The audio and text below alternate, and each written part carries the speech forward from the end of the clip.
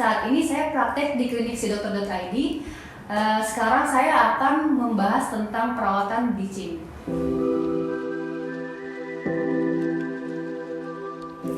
Oke, jadi bleaching itu proses pemutihan gigi atau mencerahkan gigi. Jadi manfaat bleaching ketika pasien melakukan perawatan bleaching tentunya akan meningkatkan rasa percaya diri ketika pasien itu tersenyum. Nah, biasanya pasien memiliki pekerjaan yaitu bekerja di depan kamera, contohnya seperti presenter, model, atau public figure. Jadi prosedur bleaching itu tentunya harus dilakukan dengan tenaga ahli yang profesional atau orang yang berkompeten di dalam bidangnya. Nah, kita bicara tentang bleaching. Jadi bleaching itu dibagi menjadi dua. Jadi ada bleaching yang in office atau home bleaching.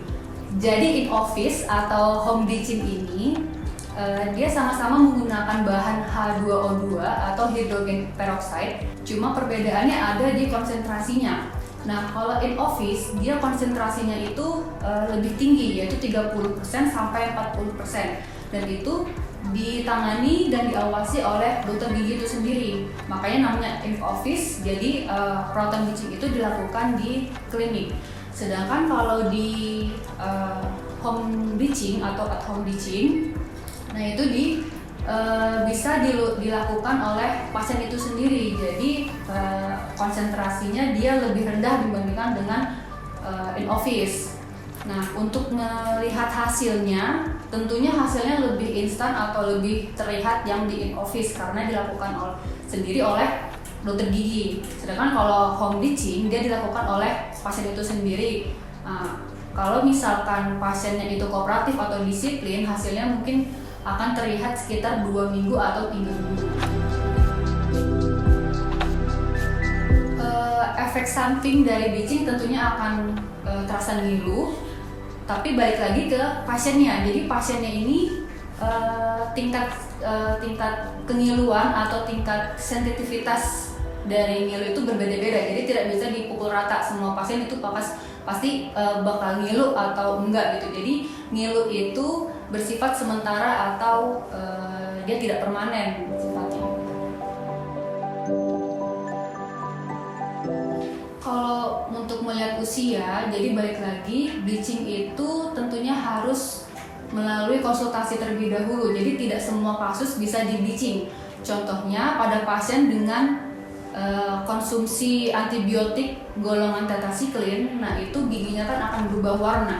Nah, pada kasus seperti itu tidak bisa dilakukan bleaching. Kemudian contoh lain seperti pasien yang memiliki tambalan di gigi depan atau pasien yang memiliki gigi palsu atau crown di bagian gigi depan. Nah, itu tidak bisa dilakukan bleaching, itu harus dilakukan perawatan veneer. Nah, itu beda lagi ceritanya. Kalau misalkan tidak melalui konsultasi terlebih dahulu, terus kita main bleaching aja, yang ada nanti giginya bisa belang. Nah, itu baiknya atau pentingnya kita melakukan konsultasi terlebih dahulu sebelum dilakukan tindakan bleaching.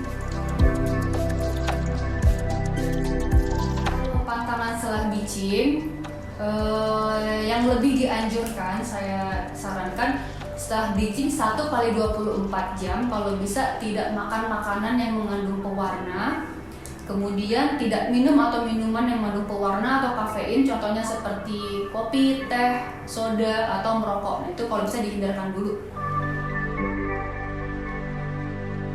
Kalau melakukan perawatan bleaching itu bisa diulang. Jadi bleaching ini bisa diulang minimal 1 bulan atau setahun 2 kali.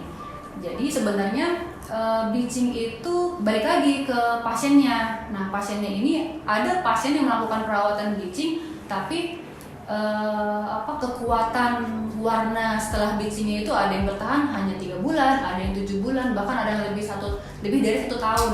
Nah, itu balik lagi ke pola hidup atau pola makan dari pasien itu sendiri. Oke, jadi kesimpulannya, ketika Anda ingin melakukan perawatan bleaching, baiknya dikonsultasikan terlebih dahulu ke dokter gigi. Baiknya ini apakah harus dilakukan perawatan bleaching atau veneer gitu.